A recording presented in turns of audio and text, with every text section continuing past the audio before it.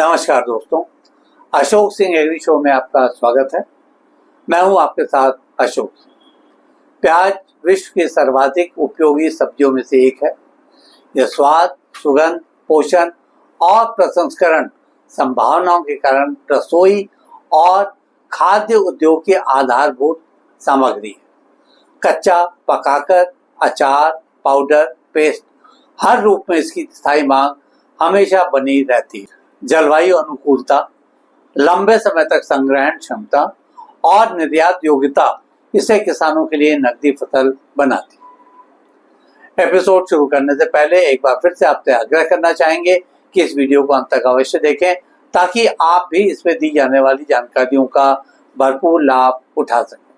तो दोस्तों, कार्यक्रम की शुरुआत करते हैं। शहरीकरण, food service sector, restaurant, cafeteria, food delivery, तैयार खाद्य और मसाला मिक्स की लोकप्रियता से प्याज की खपत लगातार बढ़ रही है।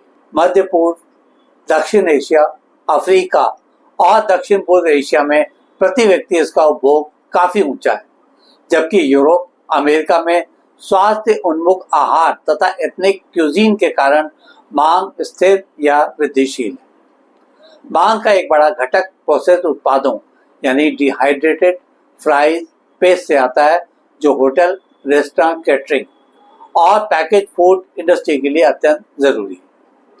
यह समझ लेना चाहिए कि प्याज की कमर्शियल वैल्यू केवल ताजा बल्बों से नहीं बल्कि वैल्यू एडेड उत्पादों से भी बनती है। शुरुआत करते हैं डिहाइड्रेटेड प्याज से। प्याज के फ्लेक्स, चॉप्ड, मिक्स्ड तथा ग्रैन्युल्स आदि पाउडर, सूप, नूडल्स, स्नैक्स, मसाला आदि मिक्स में इसमें व्यापक उपयोग किए जाते हैं। फ्राइड या क्रिस्पी ऑनियन का उपयोग बिरयानी, स्नैक्स, सलाद टॉपिंग्स पर होता है।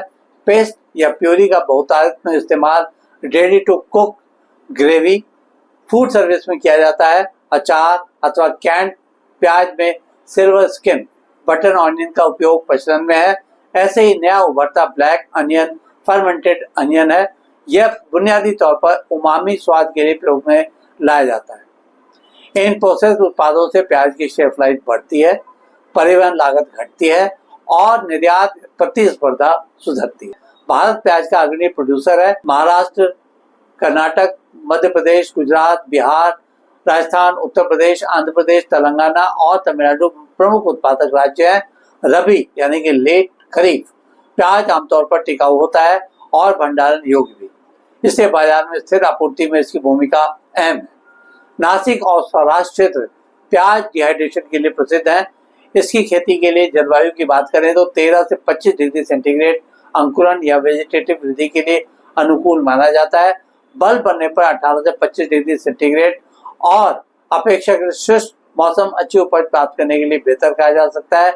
इसके लिए मिट्टी भुरभुरी, अच्छी जल निकास वाली या दोमट मिट्टी बेहतर रहती है, जिसका पीएच 6 से 7.5 के बीच उपयुक्त माना जाता है।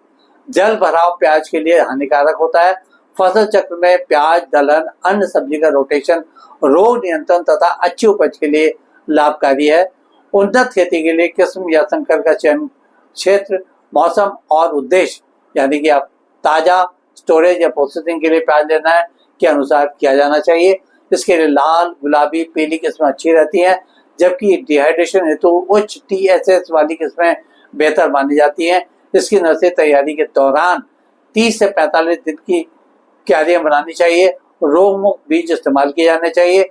बीज उपचार ट्राइकोडर्मा 4 से 5 ग्राम प्रति किलोग्राम की दर से बुआई से पहले कर लेना चाहिए। इस समय हल्की सिंचाई देनी चाहिए। जहां तक रोपाई या बिजाई की बात है तो रोपाई दर 15 × 10 सेंटीमीटर किस्म अनुसार रखनी चाहिए। पोषण के लिए खाद्य तथा उर्वरक लेना भी जरूरी है। आधार में अच्छी सड़ी FYM या वर्मी कंपोस्ट 10 से 15 टन प्रति हेक्टेयर की दर से देनी चाहिए। इसके अलावा NPK केमिकल फर्टिलाइजर मृदा परीक्षण के अनुसार दिया जाना चाहिए। नाइट्रोजन को 2 से 3 भागों में विभाजित कर संपूर्ण फसल की अवधि में बारी बारी से देना चाहिए। सल्फर, जिंक, बोरॉन की कमी होने पर सूक्ष्म पोषक का समुचित उपयोग नहीं करना चाहिए। यहाँ यह बता दें कि ड्रिप सिंचाई से पानी पोषक दक्षता बढ़ती है और बल्ब आकार समान रहता है। जुताई के समय खरपतवार नियंत्रण के लिए प्री इमरजेंस खरपतवार नाशी और समय पर निराई गुड़ाई की जानी चाहिए। जैविक मल से नमी संरक्षण करने से सिंचाई का खर्च बचता है। प्लांट प्रोटेक्शन के लिए IPM को अपनाना चाहिए। इसमें पीला, नीला sticky trap, pheromone trap, bio agent आदि का प्रयोग किया जा सकता है। अगर फिर भी कंट्रोल नहीं हो रहा हो तो जरूरत पड़ने पर ही केमिकल का इस्तेमाल किया जाना चाहिए। प्याज के प्रमुख रोगों तथा कीटों के प्रबंधन पर भी चर्चा कर लेते हैं। पर्पल ब्लॉच, अल्टरनेरिया तथा स्टेमफिलियम ब्लाइट रोगों में पत्तियों पर बैंगनी या भूरे धब्बे पड़ जाते हैं। इनकी रोकथाम के लिए ट्राइकोडर्मा और अनुशंसित फफूंदनाशी का छिड़काव प्रभावी रहता है। डाउनी मिल्ड्यू का प्रकोप नम या ठंडी परिस्थिति में होता है। सुबह की सिंचाई, प्रतिरोधी किस्म तथा फफूंदनाशी स्प्रे इस रोकथाम में कारगर रहता है। बेसल रॉट, फ्यूजेरियम में जैव एजेंट ट्राइकोडर्मा का प्रयोग किया जा सकता है। थ्रिप्स में पत्तियां सिल्वर कलर की हो जाती हैं। इसके लिए चिपचिपे ट्रैप, लेमन ग्रास, नीम आधारित बायोपेस्टिसाइड का प्रयोग प्रभावी रहता है। कटवर्म तथा एफबी वर्म से बचाव के लिए खेत की सफाई, गहरी जुताई, लाइट ट्रैप आदि उपयोगी कहे जा सकते हैं। हमेशा समेकित कीट प्रबंधन यानी IPM अपनाना चाहिए। अंधाधुंध रसायन के प्रयोग से भरसक बचना चाहिए। अब प्याज की कटाई, पोस्ट हार्वेस्ट प्रबंधन तथा भंडारण पर भी चर्चा कर लेते हैं। कटाई 60 से 80% पत्तियां गिरने या पीला होने पर सूखे मौसम में करनी चाहिए।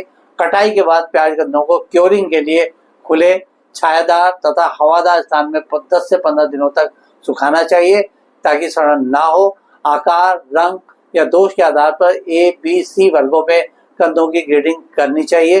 प्रोसेसिंग के लिए उच्च TSS वाले कंद अलग कर लेने चाहिए।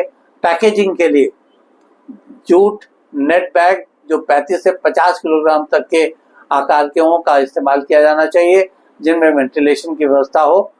भंडारण के लिए ऐसे शेड का प्रयोग करना चाहिए जिसमें 25 से 30 डिग्री सेंटीग्रेड, कम आर्द्रता तथा अच्छी वेंटिलेशन की सुविधा हो। स्टोरेज स्ट्रक्चर में उठे फर्श, साइड एयर स्लॉट रैक पर किया जाना चाहिए।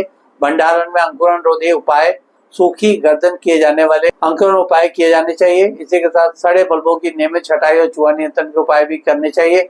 मार्केटिंग के लिए किसानों के लिए उत्पादन विपणन समूह FPO, ENM, APMC मंडियां,